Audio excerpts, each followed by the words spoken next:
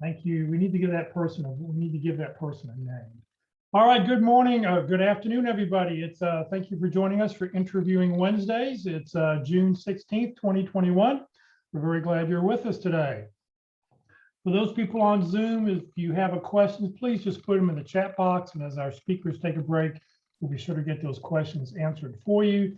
For those people watching on Facebook, please just enter your questions into the comment field, and we'll get those questions answered as they do take a break. We'll be sure to get those answered for you. Please note this event is currently being recorded. It's currently live on Facebook. The recording will be on the Career DFW Facebook page and the Career USA YouTube channel for others to view in the future. By participating in this event, and if you post a comment in the chat box or you have your microphone or camera on, you give consent for your comment, name, and picture to appear. Turn off that audio. Sorry about that. All right. Well, good afternoon, everybody. My name is Jeff Morris. For those who don't know me, back in 2008, I started a website called careerdfw.org to help those who are unemployed in the Dallas-Fort Worth area. In 2012, I started a second website, careerusa.org, to help people outside the Dallas-Fort Worth area. I've written a book called What I've Learned About Your Job Search that you may not know, that's available on Amazon. Since 2007, I've been facilitating and leading the North Dallas Plano Career Focus Group. The group's been around since the late 1990s. I took it over when the leader got a job and asked who wanted to take it over. And I think I scratched my face. He said, "Okay, Jeff, you're it." So I've been doing that since 2007. And at the end of this session, I'll tell you about our upcoming programming that we have a really good speaker coming up this Friday that you'll probably want to attend. And since 2017, I've been a member of the practice interview team, which you'll hear all about in just a second. Well, 13, 14, 15 months ago, when we all sort of couldn't get out anymore, I asked Mark and Walt, hey, you mind, you want to put something together? And so they put together this 13-part series on interviewing. And I'm really appreciate both of them for the time and the commitment they give. And, you know, I hear comments from other people from outside the DFW area go, I can't believe the amount of help that we can get from volunteers here in the DFW area. So, you know, thanks to Mark and Walt for putting this together. So Mark, I'll let you introduce yourself. All right, yeah, Mark McDonald. My journey to this point included 3 layoffs. I was in the telecommunications equipment market, mostly in the Dallas-Fort Worth area. Amazing thing, amazing fact, every company I've ever worked for no longer exists. Some of them went out of business, some of them were sold to somebody else. But if I gave a 30-year-old my resume, they would not recognize any of the names. And so I guess that's how a career comes to an end. And mine ended officially in May of 2018 when I retired, but I had a long run. And the last 8 years, I've been involved with the pit crew and leading it and offering practice interviews. And so that's kind of my short story. The pit crew meets any day of the week now, and so it's all done virtually. And I'll just cover this briefly, and if there's time at the end, I'll cover a little bit more. But we do what we say. We give you practice interviews. The interviews are given by professionals. We've all been hiring managers as part of our professional responsibilities, and so that's my group of volunteers. They give the interviews. We work off a job description and your resume, so it's very personalized and customized to you. The interviews take about 45 minutes. The whole session is about an hour and 15 minutes. So that's how much time you need to set aside. We record it, and it's absolutely free. So when you're ready to have a practice interview, and I encourage you to practice early and practice often in your job search, then send it to dallaspitcrew@gmail.com. That's the best way to reach me and the best way to schedule your practice interview. Some people contact me through LinkedIn, and that's great, but I'm just going to say, send your information to dallaspitcrew@gmail.com, and we'll go from there. It takes a couple of days to set up, sometimes 3 days, most of the time 2 days. So I'll need to know when you're available 2 business days from the day you submit. So if you submitted today, we'd be looking at Friday or Monday as a backup. So that's how much lead time the pit crew needs. And I encourage you, again, practice early, practice often. Also encourage you to link in with me. Oh, I got out of order. Okay, there we go. I also encourage you to link in with me. And just send me a note that said we met on interview Wednesday, and that's good enough for me. I just want to know that, that we actually had an interaction. And so I'll add you to my network. And of course, that'll help with the target companies and finding contacts inside companies that you're interested in. And then the one I skipped here was, besides the two-way practice interviews, we also offer a one-way interview using some technology that's been donated to Jeff, which is the Easy Hire one-way interview tool. So I'll give you the questions in advance, and this is pretty much automated. So once we engage and you tell me you request the interview, I'll send you the questions, and then you can engage the tool, and it'll be recorded, a one-way interview, and then the interview will be forwarded to you. The recording will be forwarded to you, and I'm pretty much not involved in that. So nobody sees that practice, one-way practice, except for you and anybody you choose to share it with. But I'd encourage you to do this if you are anticipating a one-way interview, because right now it's kind of strange just talking to the camera, but I know there's other people on the other end and I can see your reactions. But with a one-way interview, there's none of that. There's no feedback at all. It's a very surreal experience to actually do it. So practice it if, it'd be another good thing to practice, and just takes a little bit of time.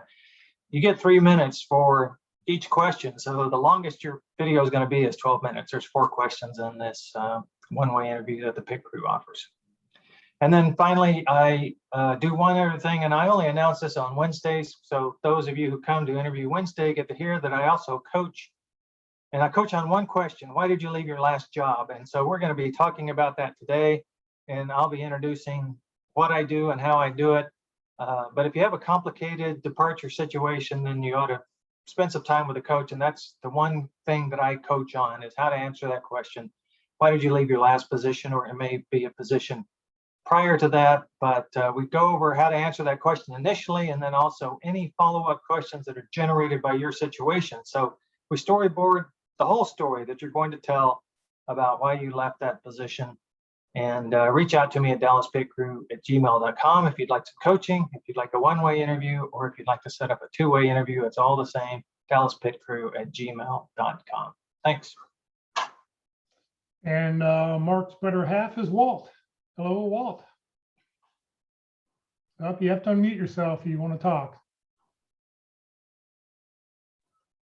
Did you say bitter half or better half? Well, I heard bitter. It depends on what day of the week it is. That was better. Okay. Well, I'm a great fan of practicing. So I'm practicing Alzheimer's today. So I'll get ready for it in a few years. So nobody will notice the difference when I actually get it. So what do I do? Well, my background is information technology, more years than I want to confess. But inside of that, I used to help in leadership development and in training. And part of that was in interviewing. And we actually taught the behavioral event interviewing, back in the 80s. But the idea was to get a better handle on hiring people, because we weren't really doing a good job. And the manager was totally responsible for hiring back then. You got to get the assistance of background checks and HR and things like that. But the manager was responsible for making that decision. And then I got laid off after 25 years, downsized. And I went to an interview and sat on the other side of the desk and made an F- on my first interview. So I put together a workshop that I call the Interview Success Workshop. So how you sit on this side of the table as a candidate. And it actually does two things. The primary function is to differentiate yourself, and primary function two, I guess you can't have two primaries, is how do you sell yourself? And that's selling who you are, what you do, and how you can help. So the workshop is very fundamentally designed for categories of questions and options and strategies and structures and things to handle those type of questions. It includes a video of your interview. They're fairly short. They average about 15 to 17 minutes. You get a question from each category. You interview each other online. I take notes, and then we go through and review and coach and give suggestions and ideas for how we can improve. Very, very informal. Send me a note on my Yahoo email address. Look me up on LinkedIn for the details. It's a free workshop. And I also do the Easy Hire You can go through the 11 questions on Easy Hire as well through Jeff's getting us a license copy so that we can use that. But I can offer you that too. So you can come. And so not only do you learn these options and things, but you also learn what to prepare and how to prepare some of these things in advance, because you can prepare lots of content in advance. So that's kind of what we focus on. Come to the workshop, come back again, practice those fundamentals.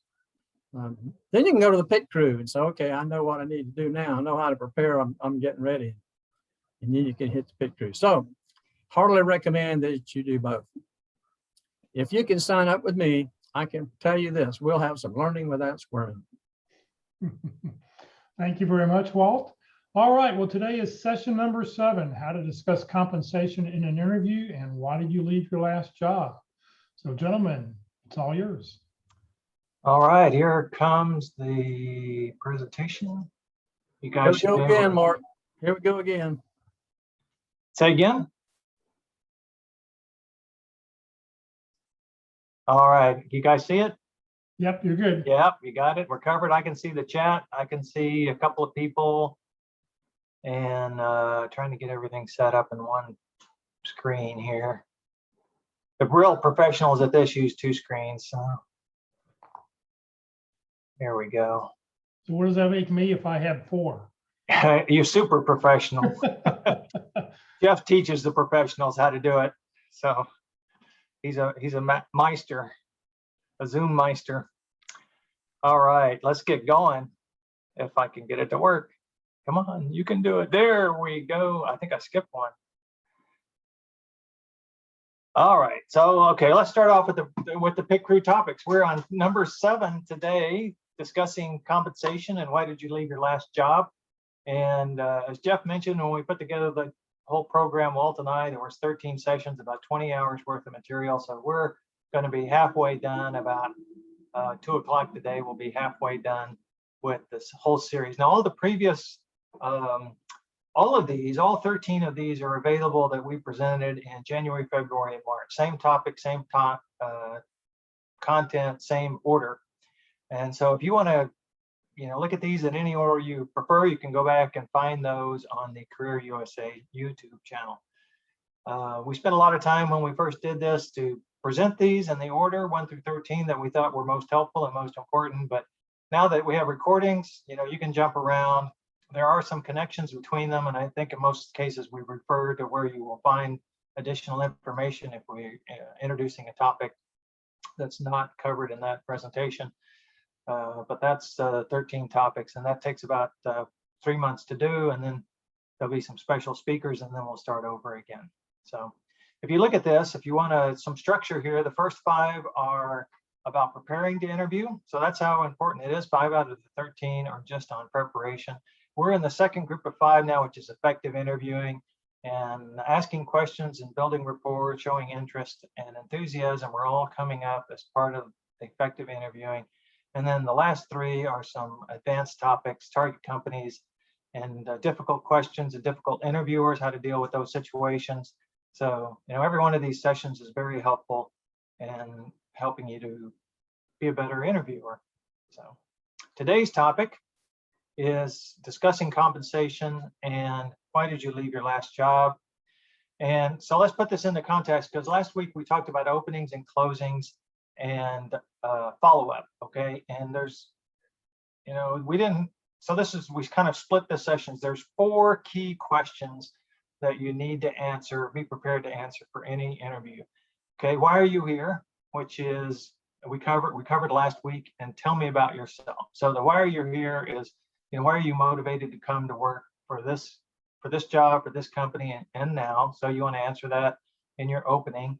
And then most of the time, like 2/3 of the time, maybe 70% of the time, you're going to get a chance to make an opening statement, which is the tell me about yourself. So that's also part of your opening. So those 2 are addressed in your opening. Today, the other key 2 key questions out of the 4 is, what are your salary requirements and why did you leave your last position? Or if you're currently employed, why are you considering leaving your current position? So These questions you will likely be asked. They may not all occur in the first interview or the screening interview, but they will all be important at some point in your interview process. So let's dig into number 3 and number 4. And we're going to kind of split this up. I'm going to cover compensation. I just have 3 slides, I think 3 or 4 slides on compensation. And then Walt's going to cover compensation and why did you leave your last job? And then I'll come back on and give my perspective on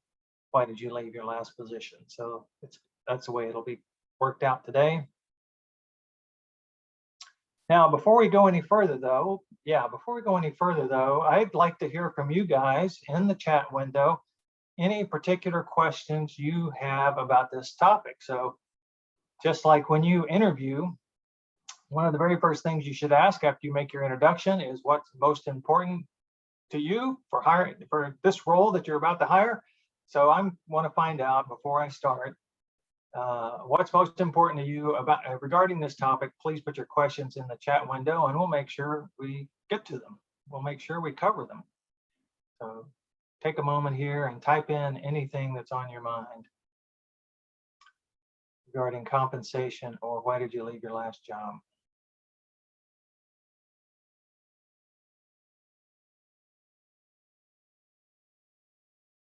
Don't make me call your mom.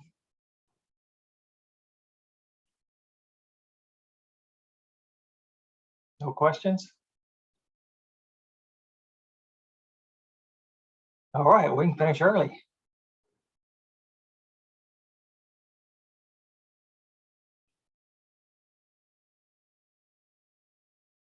Where's my Jeopardy music? There we go.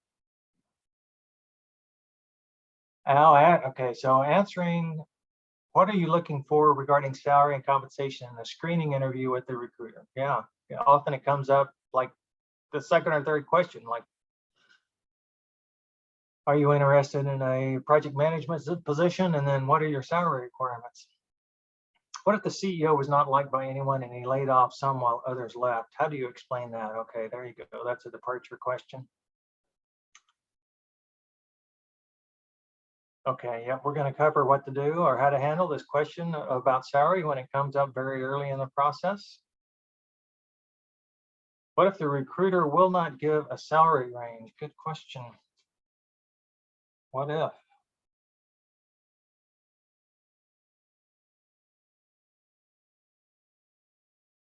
We'll cover that one. Why did you make the transition to this new industry? Or why do you want to make a transition to this new industry? That's a motivation question, okay? Yeah, how do you address when the job you are interviewing for has a considerably smaller salary than your past job? Okay.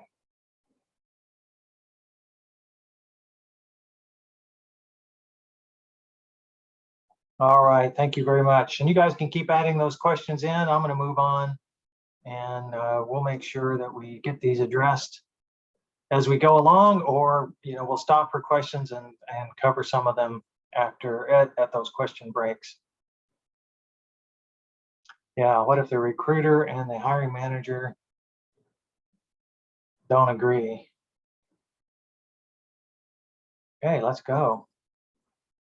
Now, me and Jay Pissarro, I think, are the only 2 people I know who believe what I'm about to tell you. So I'm of the belief that when you're unemployed, and most of you are, I believe, that when you're asked what your salary requirements are, that you go ahead and answer the question. But you keep in mind that there is an aspect of negotiation involved. Okay, so I'm going to take you through what I suggest you do. I think almost everybody else you talk to, and Walt's going to give his perspective, is going to say you're going to try to defer that question till later on. Okay. But my perspective is, and it's just what someone said, I used to make a lot of money and this job does not make a lot of money. I used to have a lot of responsibility and this job does not have a lot of responsibility. If you're out of work, I think you should indicate that you understand what the market requirements are and voice those whenever you're asked. Okay, and we're going to talk about how to do that. But that's just my kind of perspective on it. You may be asked, what are your salary requirements? Because they're thinking, this person's overqualified. This person's had 150K salary, and now this job pays 100K. So they right away, they want to know, what are your salary requirements? And then they're still going to be curious about your motivation, but the salary question is one way to call out people that they believe might expect to be paid more than they can pay. So wouldn't it just be great to deal with that? If it comes up early in the process, deal with it when it comes up. Okay, now I'm going to recommend that at least by the third engagement, you have broached the question if it hasn't already been broached by the recruiter or by the company. So yeah, this is my perspective. If you're unemployed, have an answer for that question and provide the answer. Now, I got this from Jay Fusaro. He speaks pretty regularly, speaks for Jeff's meetings. I don't know, Jeff may mention here when the next time he's going to speak. He's got a book out. He used to be a C-level accountant and is now a career coach. And so this is from him. And when I heard him speak 5 or 6 years ago, this really resonated with me. And so you get asked, what are your salary expectations? And you say, for the responsibilities of this position, I would expect. Okay. Now, there's one little diversion here. You're not answering what your salary expectations are. You're answering what you expect a job like this would pay. Okay. So you don't need to personalize it so much. You don't need to make it a personal struggle that you need, a certain amount of money. You just go and do your research, and then you tell them the answer for the responsibilities of this position. And you can use other words, based on my research for project managers with 5 years of experience, this is what I would expect. Okay. And then you want to give a range. Okay. And then you want to ask what their budget is for this position, or what is the salary range for the grade of this position. And every large company will have a salary structure and a grade structure. It's a very important part of their corporate governance to make sure different jobs that have similar responsibility are paid similarly. And so there's not any discrimination built into their pay structure. So they have this information, whether they choose to share it or not, they may or may not. Okay. And we'll come back to that question. Somebody asked that question. But you give the range, you ask what budget for the position is, or what the range for the salary grade is, and then you move on. You've answered the question. Now, you got to remember that you are starting to negotiate, even if it's very early in the process. Okay. And let me just do an aside here. If you get one of these people who call you, one of these recruiters who calls you, and the second question they ask is, what are your salary requirements? I think it's legitimate to say, well, can you tell me a little bit more about the job so I can understand what the responsibilities are, at least what the title is and what the tenure is expected to be, the minimum number. And then, if if you haven't had time to do any research, you should say, and this is where I would say defer. You can say, well, as soon as this call is over, I'm gonna do a little bit of research and I'll call you back and I'll tell you what the range is. Okay. Again, it's going to be based on what's available in the market. Okay, but there is a component now, back where my train of thought, there is a component of negotiation here. So you want to provide a pretty wide range, because when this comes up early in the process, it's a knockout question, right? If you're expecting more than they had in mind, then there's no need pursuing the engagement anymore. And so, this is why you need to do your research as well, so you know that the range is acceptable to you. And then you're going to go to, I recommend here, I think in another slide or another click. Yeah, I like bls.gov, www.bls.gov, because it's broken down by economic area. So Dallas-Fort Worth is an economic area. It gives a range of salaries, like 10% to the 90th percentile in 3 steps, I think 3 or 4 steps. And it also will tell you how many people in that economic area have that title. So you might be looking at senior project manager, and it'll tell you how many people in Dallas-Fort Worth area have that title. And all of that information is provided by the company. So none of that is self-reported. So that's why I like BLS.gov. Walt will give you some other options as well. So you go to BLS.gov and you find out that the average for that position, the position that you're considering is 100,000, let's say. So you're going to give it a range now of -10% to +15%. So that's a 25% range. Okay, so you're going to say maybe 90 to 115. Now you're going to loosen it up even a little more than this, because you want to cast a pretty broad net, and you don't want to be eliminated because you came in too high. So you might put a range on a range. And I learned this from Rex Salad, another recruiter. And this was his suggestion. I think it's a really good suggestion. So he suggested the -10 to the +15%. And then you put a range on a range. So instead of saying, the mean was 100K, so that's 90 to 115, you might say mid-80s to high, 110s or something like that. So that's very nebulous now. But it's still answering the question, and it's still providing a range, okay?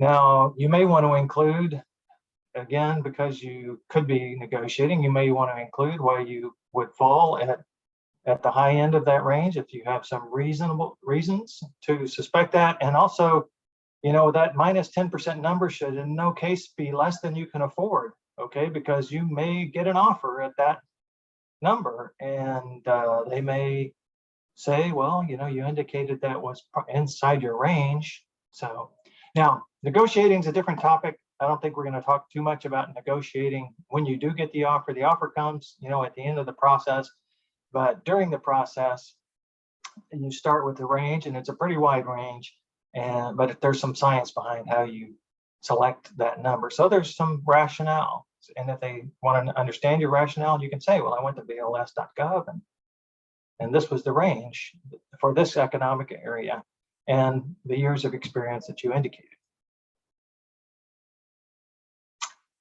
Now, you may miss their range, and you may be too high.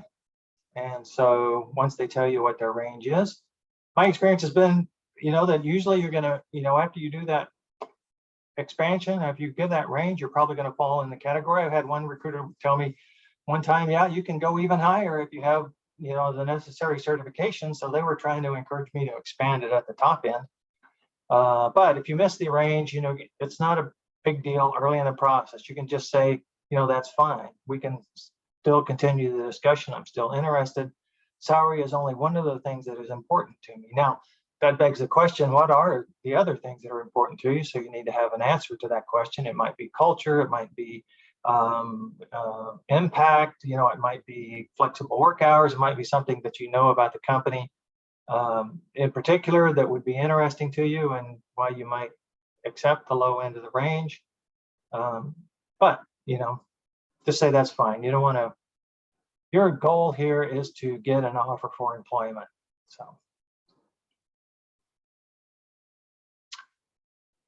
So I think I've already said this. If you're asked early in the process, it's a calling question. If it's asked later in the process, it's an indication of interest. So they're starting now to become interested in what you have to offer.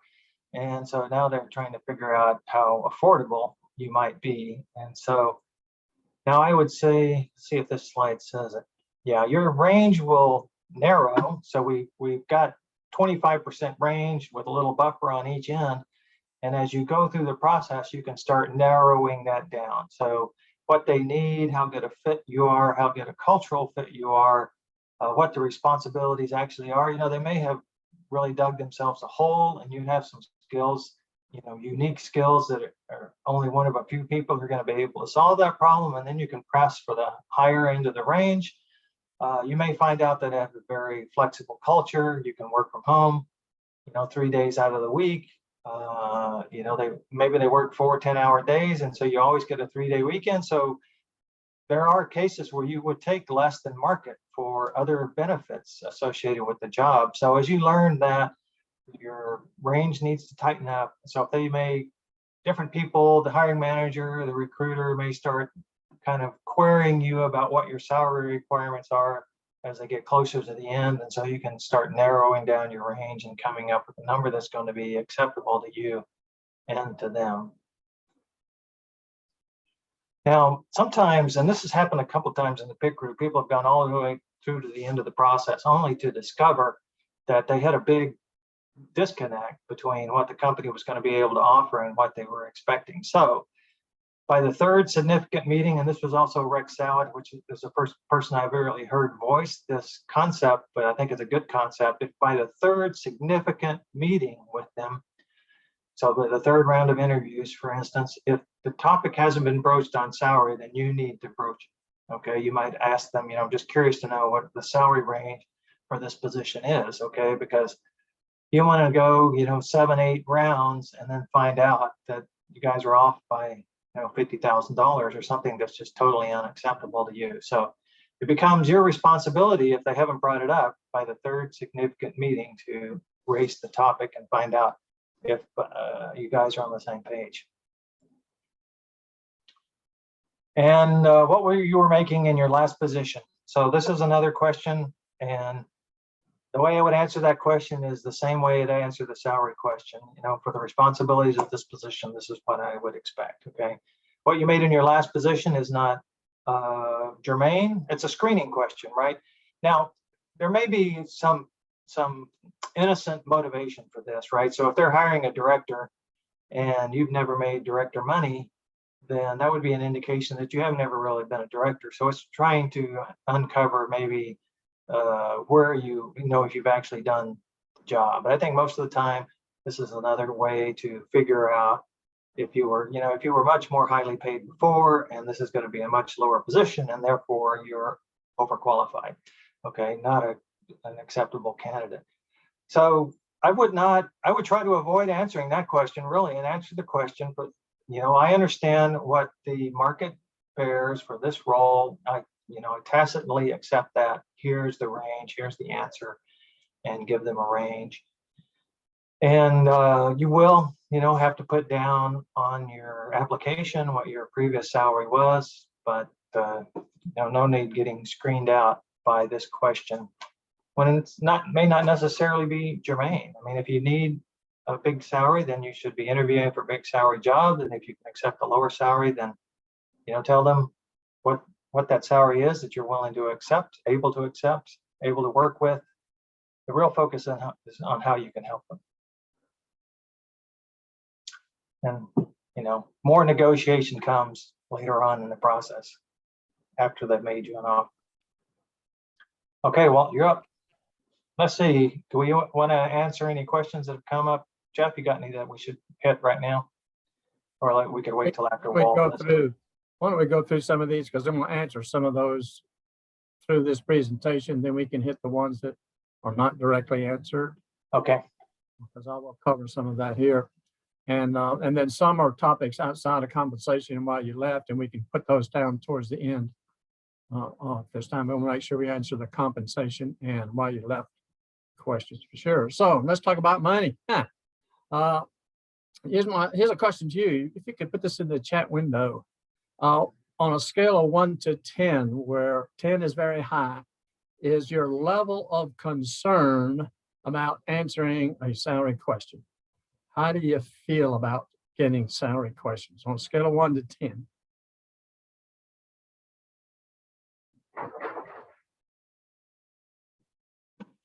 Let's see some 8s. Very concerned. I guess that's an 11. 9, 9. Okay. Well, Mark, and my purpose today is to have you prepared so that you can walk into an interview and say, go ahead, ask me the salary question. I'm ready. I'm okay. So that is what we're going to try to do. So we'll just talk about money. Well, that's not enough money. That's not enough money. All right. Now we're talking about money. This is the kind of money we want to talk about.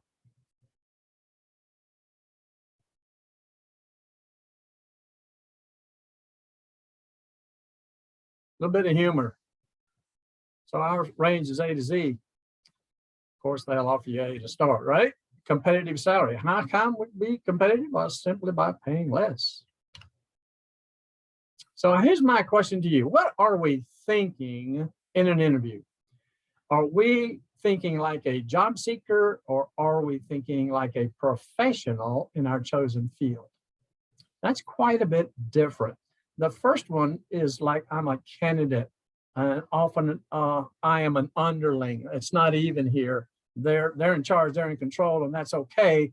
There's things that we can do to help redirect or change the agenda and do it appropriately, so that we're making sure that we like this place and they like us to hire us as well. But if we're going in there and saying, I'm a professional, I do these things. So that's my first tip to you. Projecting a level of confidence, you're dealing with somebody that, who knows who we are. I'm going to tell you who I am. I'm going to tell you what I can do, what I have done in the past, and I'm going to tell you how I can help you. And that's going to be the focus of the interview. So here's a couple of places on market research. Be prepared. I heartily agree with Mark on the BLS page. It's an excellent page for salary information. Salary.com is another one. Both of these are free sites, and it's company provided data so that you can get some research. And of course, LinkedIn, Indeed, Glassdoor, and everything have generally candidate provided, self-provided numbers, which are not really, I wouldn't go up to an HR person and say, well, Indeed says the average salary is this, because you don't know what's the valid number from a self-reported amount. And then, of course, recruiters have some salary ranges. You can ask them to get some information. There are organizations professionally that have that kind of information as well. So there's other places you can get ranges to do your homework. Basic thing is this type of job in this industry and in this location. Those are the three parameters. You're very well aware that if you're going to go to work in California, you can't make enough money in California with the same salary you got here. So there's adjustments that has to be made. Nonetheless, do your homework first so that you know what the market really pays. That stops you from having to say, well, I'm just looking for something for the market range, and I'm sure we can come to a fair and equitable decision and blah, blah, blah, blah, blah. I suggest that's not the approach we want to take. So based on the market research that I've done, and then you could come back and say, and this is what the range, based on the responsibilities of the job. Like Mark was saying, typical questions: what do you require, what are you making, and what's your minimum? So 3 different questions and a little bit different approach to each one of those things. Where are we in the process and who's asking? That is the major factor in figuring out what we're going to respond with. Early in the process has one approach, and later in the process can be, oh, well, are we ready to negotiate a deal? All right, and you may be at that point, and that would be your response because you've talked about everything else but salary, and now it's time to talk about it. So it really depends on where you are in the process. Why do they ask compensation? I mean, what is it about compensation that's so dadgum important that they got to want to know right up front? It's Mark calls it culling, and I call it a knockout question. If you don't have this, if if your last job doesn't same with this job, then we who are so validly knowledgeable about numbers and monies, we determine that if you can't make your last salary, that won't fit, you won't be happy. When we are saying, hey, that's up for us to decide that, right? It's our decision, not yours. So we got to try to figure out how we can work that so that we can say, let's see if we can't move forward here. The primary thing we want to do with salary questions until the end of the process is move on in the process. Now, here's the criteria. Is it a company you really want to work for, and is it a job you really want to do? So we can kind of agree and make some statements and do some things to just keep the process going so that it's not a knockout question. So what were you making in your last position? Now, that's getting to be in some states an illegal question. I don't really worry about illegal questions because people ask them all the time. You don't want to say something to correct them at the time of the interview, and you can correct them when you get hired, right? But the strategy and the approach is not fair to compare. So you don't tell those words. You don't say, well, it's not fair to compare. I mean, you're telling them they shouldn't be asking this question and they're wrong. You can say, well, that last job had a different responsibility level, authority level, different types of expectations than this job. All right. So I'm going to give you a reason that I really don't want to answer the question, not just not answer it. All right. I'll give them a reason why and say, but I am interested. What is your range? Or what do you have budgeted? Okay. What's your market range? So that whatever we answer, we can always come back and ask them the question right back to them. So that's our last position answer. What do you require? So repelling and nailing and responding and nailing. I got this from John McDormand years ago as an idea of how we might respond or repel. We have options, all right? Mark has a great option. He says, I just as soon go ahead and get the number done and just get it out of the way and go forward. And that's fine. There's nothing wrong with that, okay? But we can make a decision. Ideally, it would be great if we could make that decision at the end of the process. And we talk about salary at the end. Get them to the point where we know that they want us. What is the leverage we now have to negotiate a salary and to talk about it? Well, how often does that happen? Not very much. So you got a question, you can respond and nail, or you can repel and nail. Repelling is given a reason not to answer. It's very similar to what Mark was saying. We start out with salary may not be the most important thing to me. The job in the company are the top two factors. Everything's looking good so far. I can give that as reason, but I am interested. What is your range? Or I could say, would it be all right with you? Okay, I ask permission to change his agenda or her agenda. Say, would it be all right with you if we spend some more time understanding about the role, the job, the expectations that I have in this role? But I am interested. What is your range? All right. So if you give them kind of a reason, and that's called repelling. I'll always come back with either one. If you give the range, fine. I hardly also agree with Mark that early on is a little bit wider range. But you ought to know that range so you don't undersell yourself and you don't oversell yourself, somewhere in that. And once a number or range is mentioned, you have begun negotiation. Now, that's necessarily not a bad thing, but just know that negotiations have begun. You can also say, in answering these questions, if you want to give a response, I like Jay Pissarro's and Mark's option based on the response to the job I would expect. I also like a response that says, well, based upon what I know now, all right, because I don't know how much I know in this process. I mean, if it's early on in the process and I don't know very much, I say based on what I know now, I would think then you can use Jay Pissarro's and Mark's expression on the responsibility of the job I would expect, all right? You can say that. But when you say based on what I know now, that gives you the right to change it later, depending on what you learn as you go through the process. So responding and nailing and repelling and nailing. Either way, make your decision. If you can try to delay it till later and keep the process going, that would be good. But at some point in time, you're gonna have to give a number. The minimum salary. Basically, the process for that is really, I don't know. I mean, now, actually, I think you ought to have a minimum salary in mind. You say, I'm not going to go to work and it costs me $300 a week or $300 a month or whatever it is to work here, all right? So you really need to have a good idea of that. I know that sometimes you need money, and the pressure of a job says, I'll take a lower job, I'll take a cut in salary. I mean, I'll do it. I got to get a job, this kind of thing. And so if that's your mindset, that's going to be tough. But if your mindset is, oh, that job is a stepping stone to a better job, I'm going to give it at 100%. I'm eager to get started. I really love the company. I can do this job. I'll be glad to do it. I'm motivated to do it. Then that's a better deal for you. If you've got that mindset, great. But if you've got the one that says, I just got to take it. I know one person who says, well, I can do this job, and it's really not the salary I want. But it's kind of getting late. So she took the job, and 3 months later, she said, I can't do it, and quit and found her much better job.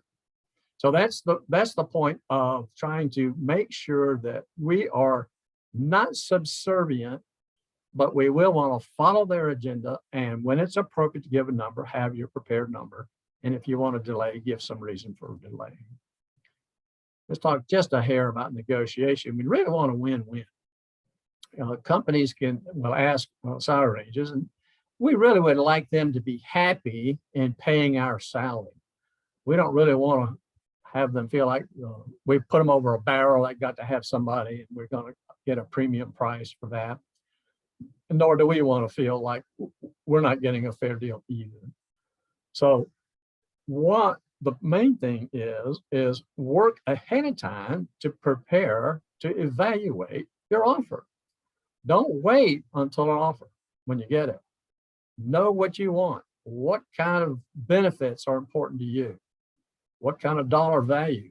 Can you trade time off for salary? What is it that's important, and prioritize those things. The interview process sometimes goes weeks and months, and then they give you 2 days or 1 day to respond to an offer. So in that point in time, understand those things. And then you can ask them, well, how much time do I have to respond? Sometimes they'll say, well, we'll give you a day. Well, you can always negotiate that. What can I have a couple of days? Get at least 1 or 2 days more, perhaps. And simply asking, is there room for negotiation? Now, that's a good question for recruiters and hiring managers, because sometimes the answer goes from one extreme to the other. One is, no, it's a BAFO. It's the best and final offer. It's the best we can do. No, take it or leave it type situation, all the way to, oh yeah, we expect you to negotiate. We expect to get another alternative from you to respond. So it's sometimes just simply enough to ask. It doesn't hurt you to ask, right? So prioritize your package. Here's a whole bunch of things that you can look at and say, what's important to me? And I'll put this in the chat window in a little bit for the end of the day. It's a little Excel spreadsheet. It's an offer evaluation template. It's got some way to monetize some of the benefits that you get. There's some cells in there that are calculations are already included and that sort of thing. You can play with it. If you love Excel, you might enjoy this. If you're not an Excel person, don't even open it. All right. Remember this. Job applications are legal documents. Not the same thing as a resume. That's not a legal document, but a job application is. So do any of you have wonderings about how do I answer salary questions in the application? Well, I'm going to help you out. You got some options here. So you can play a game with them. You can just say, oh, they forced me to put in a number, so I'm just going to put in a number. All right. The next option, oops, let me change my screen a little bit. Oh, this thing is really sensitive. Hang on, I'll be back with you. Okay. The second thing you can do is enter an actual amount. Now, the question might be what are your requirements or what you were making, right? So you can figure out, well, do I want to enter an amount? Do I not want to enter an amount in that? But you can enter the actual amount. And option 3 is to enter a targeted salary. But in the comment box, put in this sentence: all salary figures reported in this application reflect my current salary target. Okay. That gets you out of legal problems if you put in a salary and then they go back and they should find out what your salary was and it's different than what you said and you lied on your application and you've gone history, that sort of thing. So just if you want to put a number in there, go ahead and state that. Then they know that you're looking at this current salary target, not your past particular history. Now think about the message we send with these options. I kind of mentioned we're going to play a game. This is some of the fun part of interviewing is the salary negotiation. And now if you heard the phrase, he who mentions numbers first loses. So I've asked people, what do we lose? And there's this long pause. Well, what we lose is leverage, right? Leverage, because you've begun the negotiations, which can be fine if it's time to do that. But you've got to understand that my rule of ranges goes like one party's thinking of the low number and the other party's thinking of the high number, all right? So when you have this A to Z range, the thoughts can be, well, I can get this person for A. And so that might be the offer. Or maybe both people are kind of thinking in the mid-range area. but based on how you can sell yourself, on who you are, what you can do, and how you can help them and show the value to them may raise that number to something. And the more they want you, you can raise that number. Now, if it's a job that is you're getting, and it is less of a role, it is less salary than you've made in the past, and some people are concerned about that.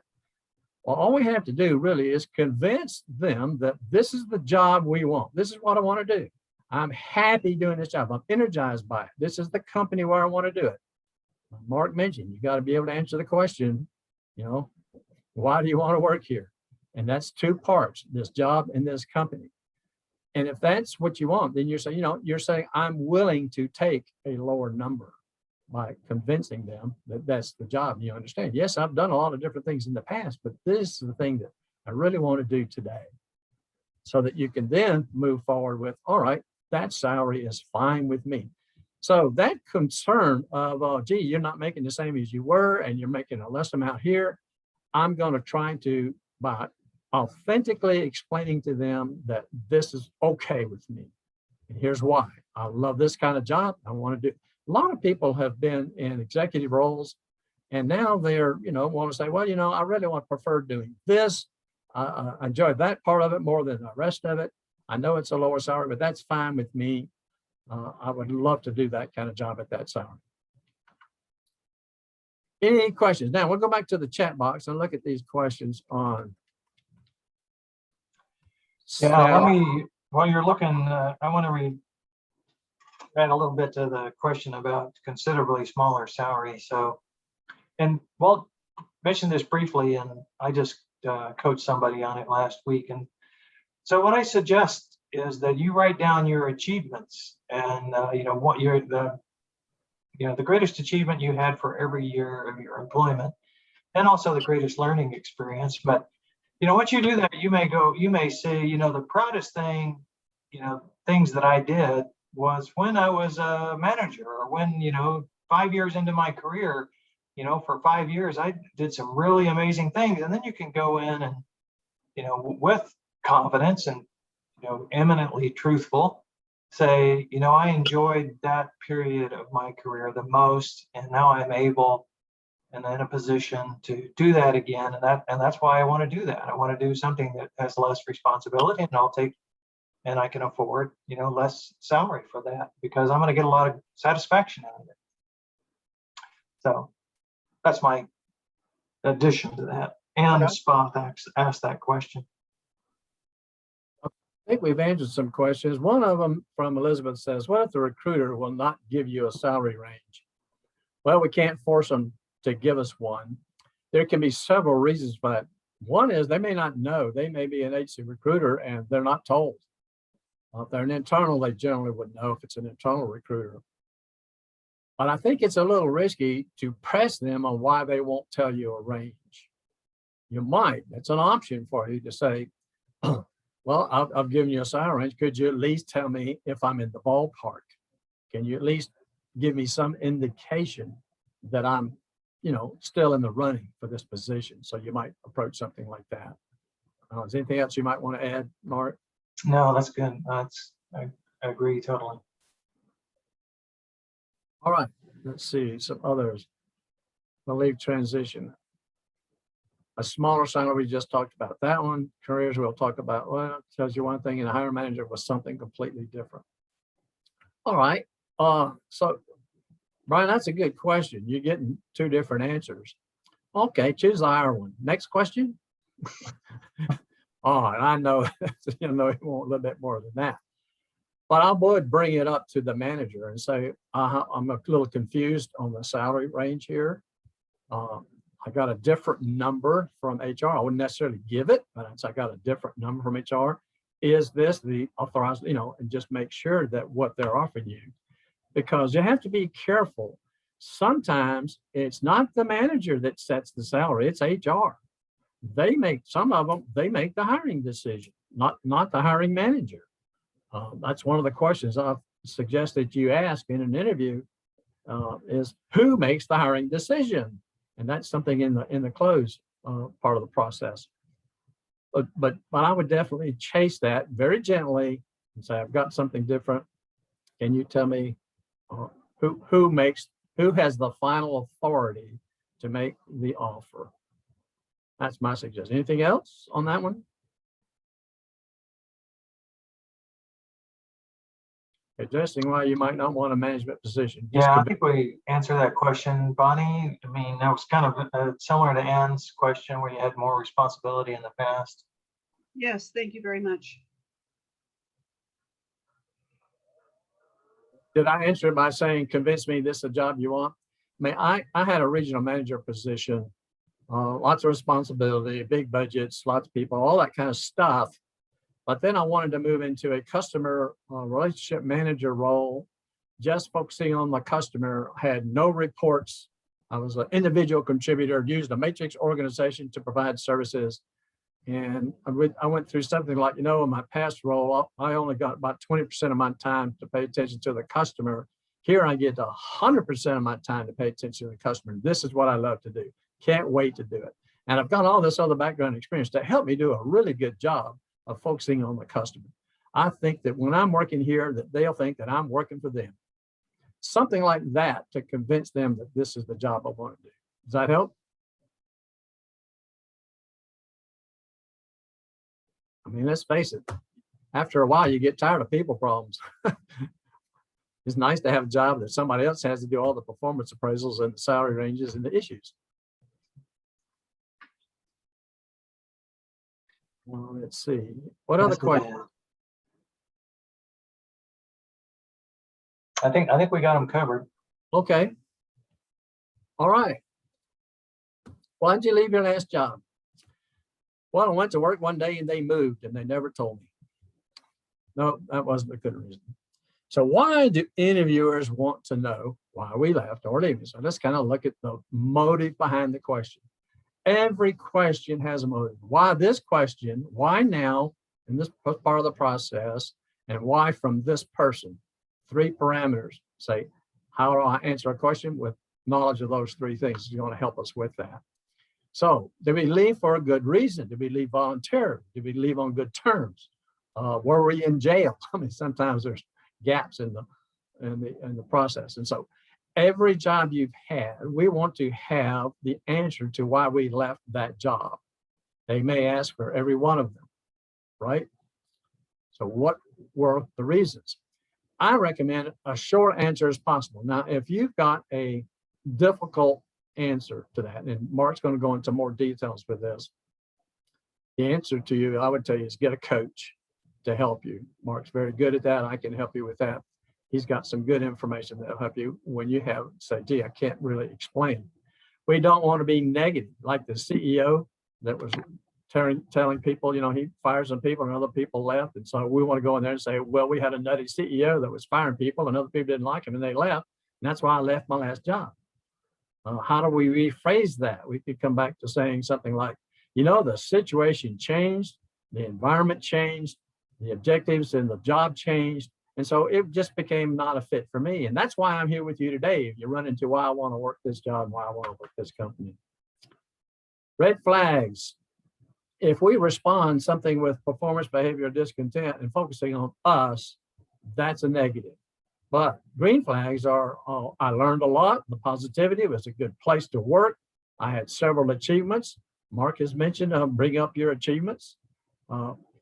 Focus on your target company. Focus on that, not focus on us. So it's the positive things. So what actually happened? Did we leave? And many times when I'm coaching people on why they left, I say, well, tell me the truth. Tell me the whole truth. Lay it all out in front of you. You say, okay, now we are not going to tell them that. So what are we going to tell them? And how can we talk about that? Mark's got a great process on going through that. So we're making enough money. We hated to commute. We didn't get along with the boss. We were sick. We were laid off. We were fired. Well, we can't say that. That's not going to help us get the job. I mean, laid off may be true, but it also, did you get fired and you're laid off? I mean, what does laid off really mean? I mean, downsizing is downsizing. That's a better term, right sizing. Merger, acquisition. People understand what those things are. Sometimes that's all you have to say. So the guidelines are not fleeing from a bad opportunity, nothing negative about your job, company, or your boss, all right? Even though that can be the primary reason, we don't want to say, I'm leaving. Now, I was talking to a person the other day, and she's looking for a different job. And I said, well, what's going on? And she said, well, there's a couple of people that are just out to get me in this organization. They're accusing me of doing things that I'm not doing. They say I'm bullying them. They're reporting things to HR that aren't true and that kind of stuff. And that's why I want to leave. I said, well, we certainly can't say that, but you can say the environment changed, the culture changed, the purposes and objectives of whatever it might be changed. But if we say, oh, we had some bad employees, they were really treating me incorrectly and improperly, and I had to report them to HR, et cetera, that stuff was not going to do that. But I'm not fleeing, I'm moving towards something. So what are the new challenges? What are the new experiences? This is my dream job. I love taking on additional responsibilities, and I love a different work environment. Not a better work environment, a different work environment. Answer from their perspective. Now, I say that in every question in an interview. Always look at why they're asking it, what is the reason they're asking it, so that we can answer and satisfy the motive behind the question. So why this job and why this company? Be brief on any negative. Now, downsizing is negative. Reduction in force is negative, but it's not that kind of negative. It's just, hey, this is the fact of life. We were downsized, went through a merger and acquisition. You can mention how many people left. I know that one of Mark's categories is we were downsized and I was the only one that left. And so how do I answer that? But it's the same type of thing in saying that situations change. Most often, it's not your fault that you left a company. Most often it is not. Sometimes we personalize and think there's something I did wrong and don't know what it is, but it's generally not. I haven't met anybody that comes to work saying, I'm going to be a jerk today. I'm going to do a bad job. I'm not going to meet expectations. I'm really going to be lazy, unless they were the boss's son or daughter. Otherwise, everybody else came to work pretty well. Emphasize the positive, the relevant accomplishments. So in that job, I really enjoyed it, had some great people. I was able to achieve these types of things, okay? So when you saying you're left, you're emphasizing the positive, not just necessarily coming up with all the negative stuff.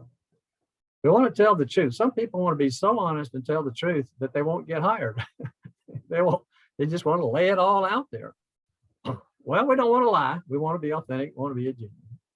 And if you've got some gaps, what happens during the gaps? What did you learn? What are you doing? I'm telling you, volunteering is great. What if you're fired? All right. So something's happened. This is very negative. Avoid putting the blame on others, even though it's probably true. I have seen more people leave a company because of leadership, not because of the company. I've seen it not getting along with other people, particularly in the management roles, in the higher management roles, than the company itself. I contend that most people leave management, leave leadership, not the company most often. What are the lessons learned in a particular incident?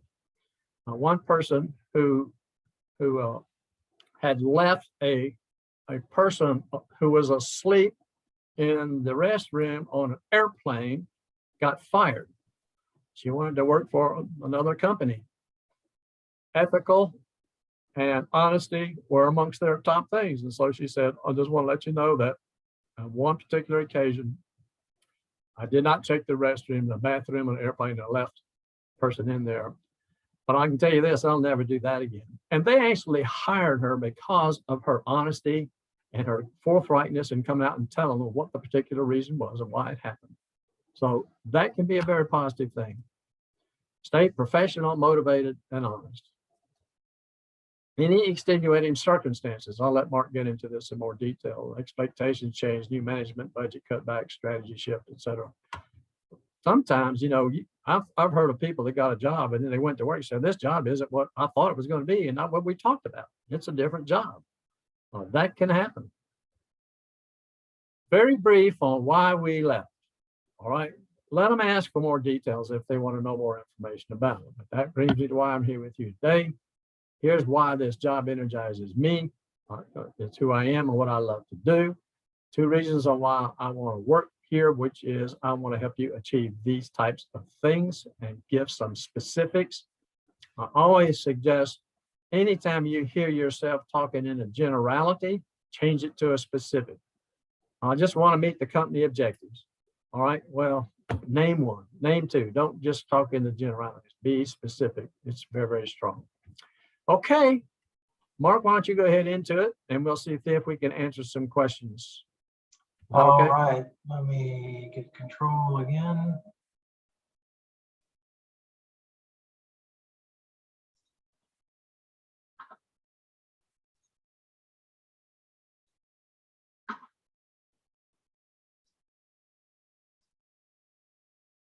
Okay, I've got kind of 5 things I want to cover here, and which will dovetail very nicely with what Walt was saying. And so the first thing is some things to consider about corporate restructurings. And, until you've seen I talked to a lot of people who've been laid off. And of course, I went through 3 layoffs myself. You don't have a broad perspective on how these things work. So I'm going to share some of that with you. Cultivating a positive perspective, Walt's exactly right. You have to be positive all the time about the situation. And so I'm going to talk a little bit more about that.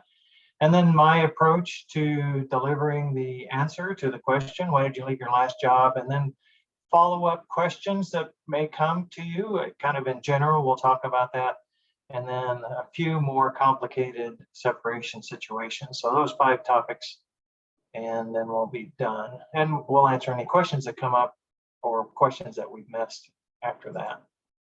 So corporate restructurings, they're almost always, and a corporate restructuring might be a layoff, it might be a reduction in force, it might be a closing of an office, it might be 2 companies coming together, a consolidation, projects are canceled, people are outsourced or jobs are outsourced, and professional employment organization transitions are also kind of used to restructure the workforce. And so that's where you work for company ABC and they tell you in a couple of months, we're going to transfer everybody to the professional employment organization and you're going to work for them doing the same job.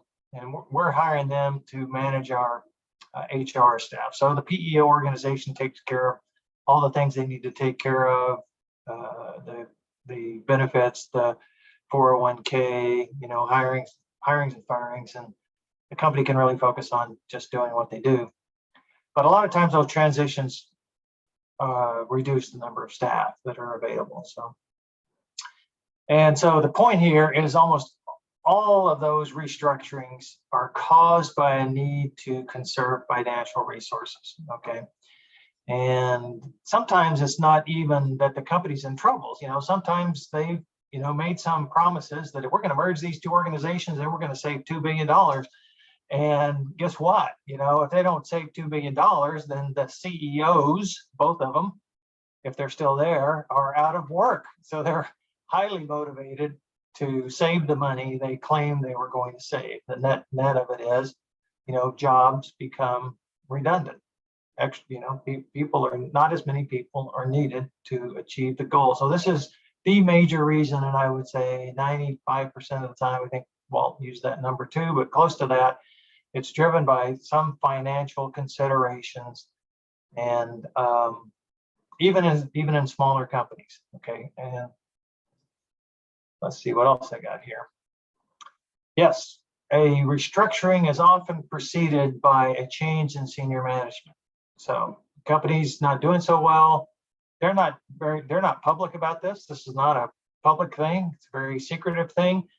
But the CEO gets replaced, and the new CEO's mandate is to get this ship, floating and selling strong. And that means cutting expenses. Okay, so You'll see this all the time, and maybe it's happened to you. The CEO comes in, the new CEO comes in. Now, everybody who was a VP, who worked for the old CEO, who failed, the old CEO failed, the company is about to sink. All those people are suspect as well, okay? And so some of them are kept, but a lot of them are replaced. And then it trickles down farther and farther down in the organization, those changes in gender changes and reductions, and people are impacted. So oftentimes, like 95% of the time, that is the root cause of what happened to you, okay?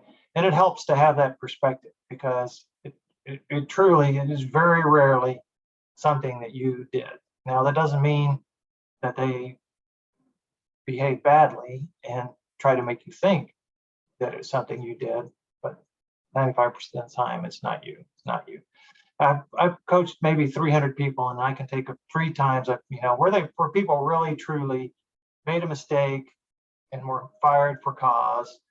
But about another, 25% of them will show up, to my coaching sessions believing that it was their fault, and it absolutely was not. Okay. Some companies are restructuring regularly, and if you're new to that company or new to the industry, you may not know this, but think of Blockbuster video stores. They used to be, almost as ubiquitous as Starbucks is. Now they're all gone, completely gone, and that's because that industry just evaporated over a pretty long time, 5-7 years. It wasn't hard to predict after it got started, but they just shrunk and shrunk and shrunk and shrunk, and finally, shrunk out of existence. And so this happens. This is what happened in my industry. It continues to shrink today. They've been having layoffs for 20 years. It's just fewer and fewer people are necessary to support that industry. So this is maybe the way they're running their business. Now, they can take several years, okay, and that's the other point, is that sometimes people come and they believe that their situation is unique, but I start talking to them, when did they have their last layoff, and what about before that? And so they realize that every 6 months there's been a few people here or there who have been laid off, and it might not be very many, it might be 3 or 4 or 5, but that's just an indication of the financial stress that the company's under. And it could happen to you. It's not you. It's the situation that the company is in. And they'll try to hide this. They will definitely try to hide this, because a lot of bad things start to happen if they go public with the fact that they're struggling. Okay, their customers may abandon them because they're concerned that they won't be able to get their product. The suppliers will stop supplying them because they're afraid they won't be able to be paid. So they'll kind of start demanding cash up front, for their necessary supplies. And employees who are able to leave will leave if they say, oh yeah, we're kind of struggling, but we're going to right the ship. Now, public companies need to be forthright in their financial reporting, but private companies not necessarily. And so they were going to try to hide this as long as they can, because they believe that they're going to hire this new CEO, and the new CEO is going to fix things, and so everything will be hunky-dory in 6 or months or a year. But oftentimes the decline continues, and more people are impacted. It's kind of a slow motion train wreck. Okay, so a lot of comments to help you understand, if you're wondering, that if you got fired, if you got laid off, that most of the time some financial stress that causes a reduction in staff. I've coached a lot of people who've been mistreated on their way out. Okay, and I don't know why this is, but some managers believe that maybe they'll feel better if they blame the need to let you go on something that you did. And if that's happened to you, let's have a conversation, okay? Because we're going to figure out that it wasn't you at all. It was bad management, and trying to find an easy way when they've been tasked to reduce staff, and let's say they've been told, all the managers have been told, you got to cut your staffing expense. They're never told you have to lay off a certain number of people. They say, we got to cut staffing expense by 10%. And so they have to lay off one person. Okay. So that's almost looks like a firing, doesn't it? You know, the one person that they have to pick. But in the context of what's going on in all of the company, you know, there might be 20 or 30 or 40 people leaving. But they'll do some strange things. You know, so here's an example. So a manager was called one time. I was called on a Sunday and said, you know, you need to be in New York City for a meeting on Tuesday. And so go ahead and make your travel arrangements and get up there. So when he gets back, he turns in his expense report. And, you know, a few days later, he gets called into his manager, to his boss's office with HR there. And he said, you know, you violated our travel expenses by purchasing this very expensive ticket to New York City. So we're letting you go. Okay, well, what do you do when you're told on Sunday to be there on Tuesday? You buy the ticket. And so this was just a cover for financial difficulty they were having and the need to reduce staff in the middle management ranks. And so they just fabricated some, you know, situation to get him out the door. It's just crazy behavior. And you may have experienced that yourself. Let's have a conversation if you have.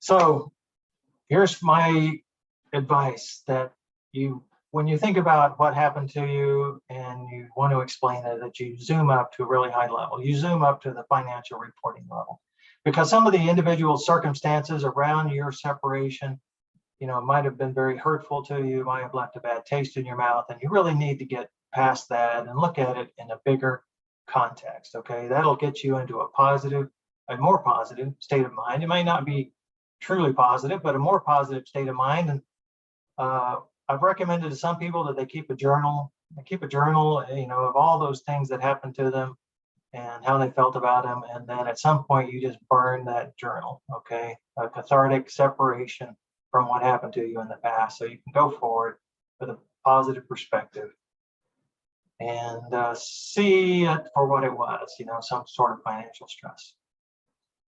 You can be grateful for the time you have now that, you know, you're looking for a job. It's an opportunity to find something more suitable, more impactful. So there are some positives to getting out of an organization.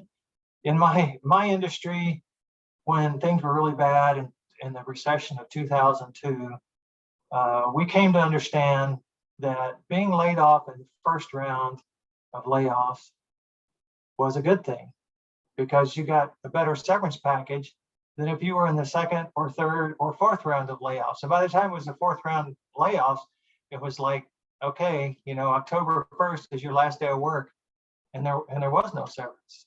You know, there wasn't any money to provide severance. So, you know, if you've been in that situation, you know, being separated from that, you know, ship that's sinking, you know, can be a benefit, can be a positive thing. Okay, so let's get down to delivering the answer. And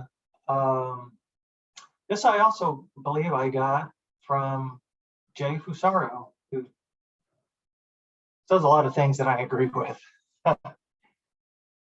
So why did you leave your job at ABC Corp?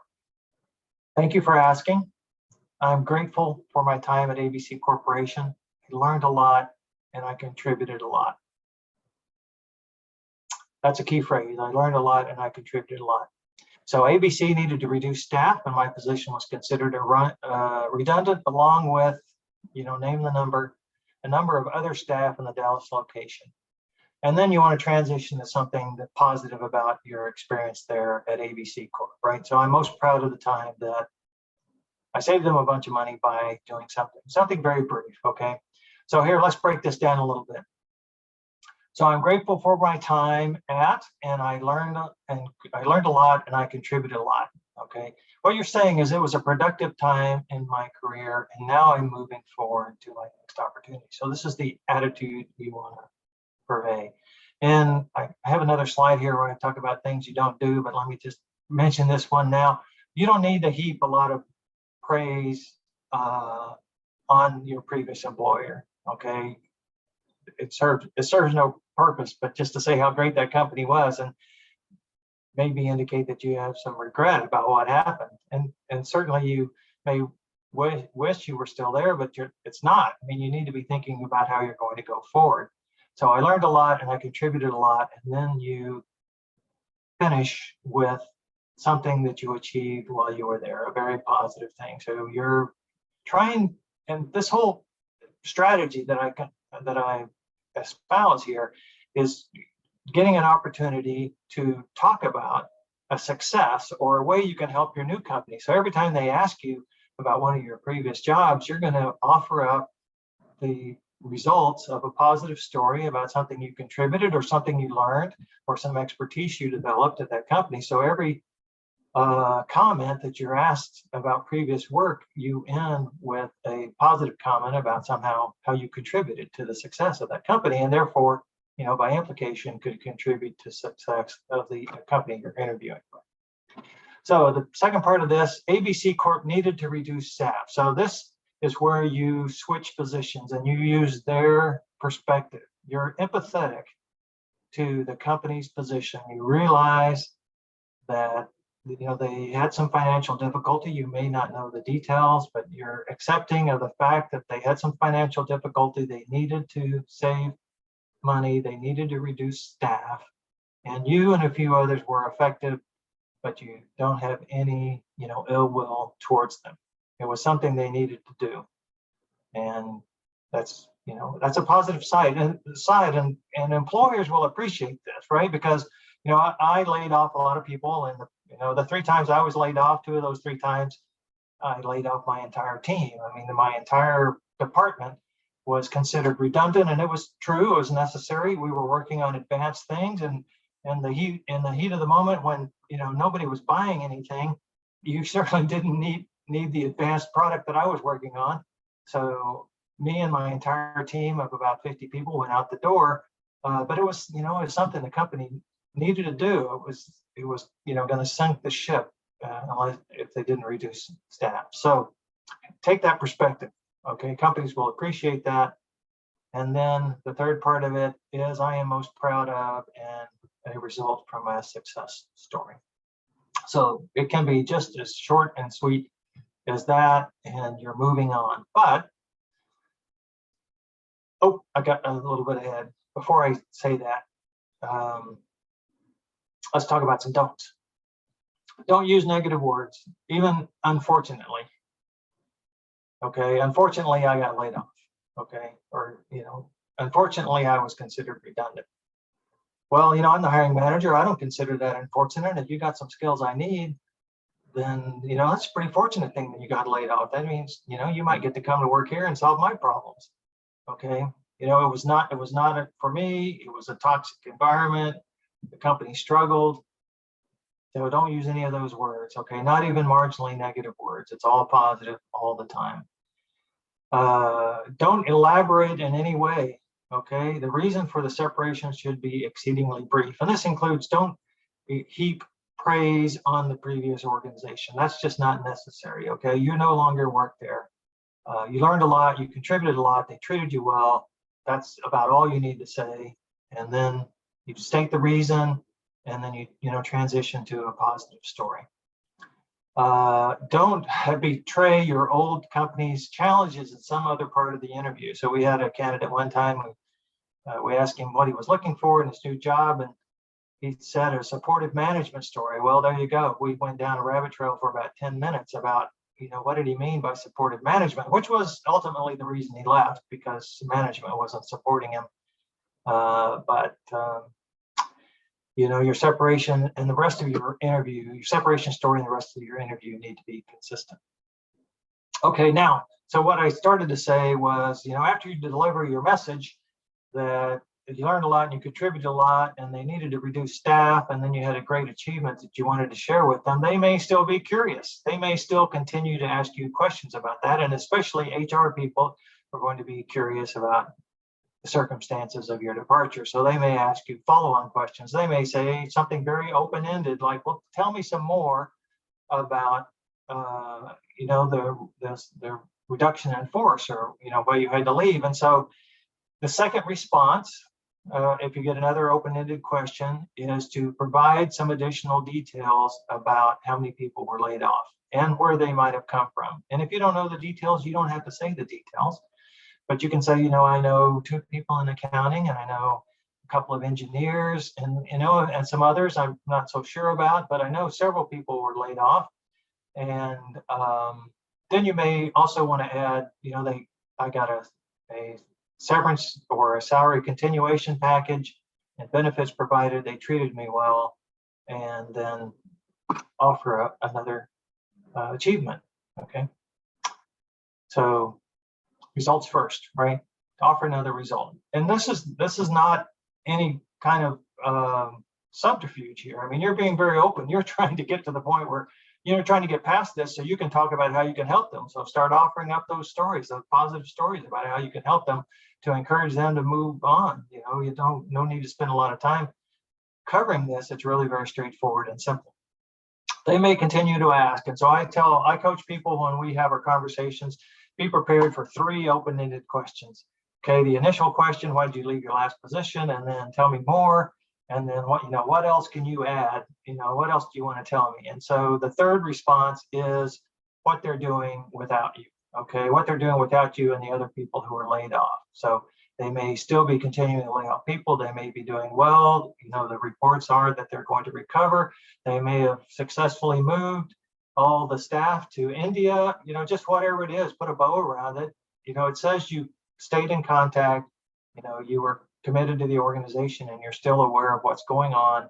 You have no bitterness, this is a fact, but it ends the story. It ends the story. And if they continue to ask, you can just repeat different parts of the story about the details and the current situation. This is the whole story, those 3 parts, the whole story and nothing but the story. 90% of the time, that first answer is going to be plenty. Okay, and you're going to offer a success story, and then you're going to be on talking about how else you can help out the company. Some interviewers will ask you about every position that's on your resume, and they'll want a very brief answer. So you don't have to go through this long process. You can just say, I left for a better opportunity. I was hired, I was recruited away by a previous boss, whatever it was, the reason why it was a layoff. Some people have had, the unfortunate circumstance to been laid off several different times, but, during 2008 to about 2015, 7-year period, it was pretty dicey economy. And, that happened. A lot of people, would get a job and that company would get in trouble and they'd go on to the next one. And the same thing would happen over and over. Financial stress, the whole country was under financial stress. Okay, common follow-up questions. Did you receive a severance package? So you don't usually receive a severance package if you were fired for cause. So if you received a severance package, but you believe you were fired, no, you weren't. Okay, you received a severance package. If you're fired for cause, you don't get a severance package. You also aren't eligible for unemployment. Okay, they will challenge your unemployment. They don't want to play unemployment if you don't deserve unemployment. So if you're receiving unemployment, and I've had some people who were maybe kind of sort of fired, they were asked to leave, let's say that. They were no longer a fit, but they were the only one. But the company made it clear to them when they delivered this news that they were going to be eligible for unemployment, and they were going to receive a severance package. So indeed, if you get that kind of feedback, you were not, fired for cause. Okay, it may have only been a layoff of 1, and for a small organization, a layoff of 1 can be, a help. But if you receive severance and unemployment, it was a reduction in force. Some interviewers will ask how you felt about being laid off. Did that make you angry? Were you sad? Were you upset? And you want to be positive all the time. Yeah, it was. You might say, yeah, for a little bit, for a couple of days, but then I realized the opportunity at hand, and so now we're having this conversation. If you had the opportunity, would you return to work for your previous employer? So this is why there's no need to heap praise on your previous employer, because you're not going back. You're going forward. You know, you're there to tell them, you know, to explain to them how you can be of help to them. You're interested, you're motivated, you're enthusiastic about what's to come in the future. You're not going back. Okay, you're just not. That's the way you answer that question. And some people will, they may ask you this difficult question, you know, and then they don't say anything. They're just waiting for you to say more. So be prepared, give your brief answer. If there's an awkward pause, ask them, did I answer your question?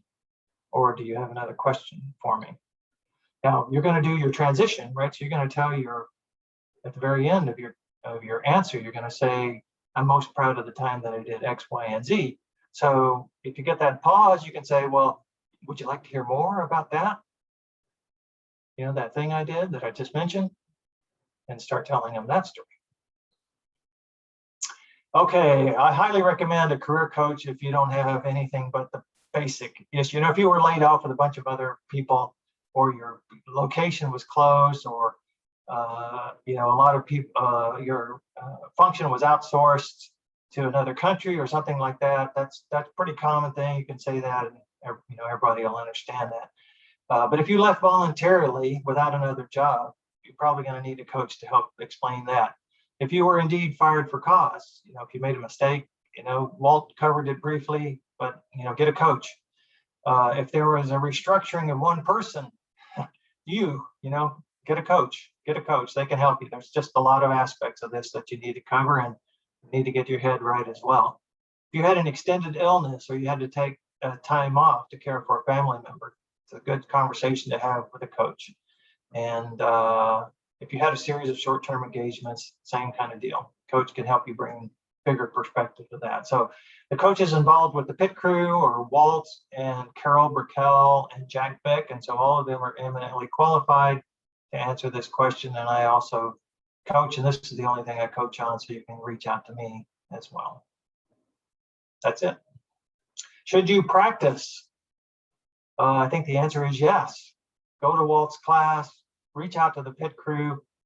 I don't think I mentioned, but I'll mention it now. You do not have to have an opportunity at hand, you know, a recruiter calling you to practice with the practice interview team. Find a resume that looks good to you, your dream job, for instance, and just send that in and come and practice. The more you practice, the better you will be, the shorter your job search will last, you know, the quicker you'll be back to work. So come and practice. The pit crew is always open. Any questions? If anybody has any questions, please, you can unmute your mic and ask away. Jermaine asked a question earlier about transitioning to a new industry and also changing careers. Session 9 addresses, part of that session addresses changing careers and industries to help you figure out what extra work you need to accomplish and do to help you be successful in transitioning. So, Jermaine, I can't remember. I think you might have been in healthcare. You can pop open your mic if you want to talk about it a little bit. But you want to move to a different industry. Now, if you want to change jobs and industries, that's double the work, but these can be done. I'll give you a tip on changing careers and industries, both. Act like a duck. The duck is in the new industry and the duck is in the new job. The duck uses terminology in the new industry. Talks about, understands what the industry is like, has done research on it, knows trends, etc. A different job has done research on a different job. The focus is in answering is what you can do for them. I would just not discuss transferable skills. I would just say, here are the skills that apply to this role. Here's the experience that I have that applies to this role. And here's how I can help you achieve these types of things. The job description can give you a start. Sometimes it'll say you do this kind of activity, ensuring then there'll be some result. And so the word that follows ensuring is the value that activity brings. And so get very, very familiar with those. So I'll stop there. Any other questions from anybody? No? All right, well, let me, Jeff, I want to raise. you want to raise? All right, we'll put an extra 0 behind your current salary. All right. Will 25% be sufficient for me? Yes. We'll just add an extra 0. I had 2 0. We'll give you 2 more Yeah. zeros behind your Hey, salary. I'll top that. I can add more zeros than Jeff. All right, Mark, I like your offer. Are you the hiring manager or the recruiter? Oh, well, I got to clear that with HR. Sorry. So, Mark and Walt, thank you very much. Great information. These are 2 questions that come up in every interview. So you've got to be prepared every time you go interview with a new job. 2 things you need to prepare for, and just get them worked out. Get what you're going to answer, what your answer is going to be. Have it worked out just like you have your star stories worked out. So you're ready to tell that. You're ready to answer that when somebody talks about it. Well, please join us. We're putting on training 5 days a week. Hopefully you'll join us for more than just interviewing. Tomorrow for Effective Resume Thursday, we'll be talking about resume tips and tricks, primarily towards an ATS system. On Friday morning, we have a very interesting speaker. Minna Brown will be with us to talk about the 1-page bio. Walt, did you post that Excel spreadsheet? I'm hunting for it. I'll be right with you. Okay. If not, I have it and I can post it. So the 1-page bio for this Friday, very interesting presentation. You should not send out your resume unless you have a job description or you know exactly what they're looking for. When you blindly send out a resume, you're saying, hire me, I'm looking for a job. When you send out a bio, you're saying, I'd like to talk with you to get some more information and advice. So if you're doing information or interviewing, a 1-page bio can be very good. Join us. It'll be a very interesting presentation this Friday. This Friday also, Women of Wisdom. If you'd like to join this women's group, you do need to send an email to wow@careerdfw.org. It is by invitation only because they're trying to keep the group down to 20 or 25 people because there's a lot of interactivity and discussion on there. Yes, Friday's session will be recorded. There is an old recording from a year ago when she spoke to the group up on the Career USA website. But yes, I will be recording this Friday's session. This coming Monday, Networking 101. So, I didn't put the speaker's name in there. Sorry about that. They put the title back in a second time. So we'll be talking about networking. Our speaker's Don. So we have another new speaker, and we've gone February, March, April, May, June, and every Monday we've had a different speaker talking about networking. We haven't repeated anybody yet. Next Tuesday, Ruth Lipsky will be with us to talk about LinkedIn search engine optimization, how to get your LinkedIn profile ready to go so that recruiters will find you. And then next Wednesday, asking questions in the interview. So we'll be on session number 8, asking questions. This session has been recorded. It will be on the Career DFW Facebook page and the Career USA YouTube channel. Please follow us on Facebook. Please subscribe to our YouTube channel. That way, every time we post a new video, you'll get a little email if you're on the YouTube channel of being able to find out about it. It'll take me a couple hours to get this uploaded to YouTube. It just depends on how fast they're processing videos. On the YouTube channel, it looks something like this. Be sure to click on playlist where you see the red arrow, and then down where you see the green arrow. Don't click on the video, but click where it says view full playlist, and you can find whatever title is you want. If you're looking for that 1-page bio presentation, go to the North Dallas Plano Career Focus Group speakers and just scroll down, and then you'll find the most current ones up on the top of the list here. As you see, this is for interviewing sessions, but as you scroll down, you'll see all the other sessions that are available. If you're not receiving emails about our workshops, please join the Career USA mailing list. You will not get spam, but what you will get every day is you'll get the topic for the day, the title for the day, and the Zoom link so that you can just click on it and go. It makes it real easy to join our Zoom conversations or our Zoom presentations. So if you'd like to, there's that email address. If you're not already getting this through one of the other groups that are out there. Please note, Mark, Walt, myself, we're all volunteers. Career DFW is a 501c3 nonprofit organization. We have no full or part-time employees. We're all volunteers. Career DFW, we survive on donations. Please consider making a donation when you get your next job so we can continue to provide the services that we are providing. So thank you very, very much for joining us today. Mark and Walt, once again, thank you very much. And hopefully we'll see you later in the week or next week.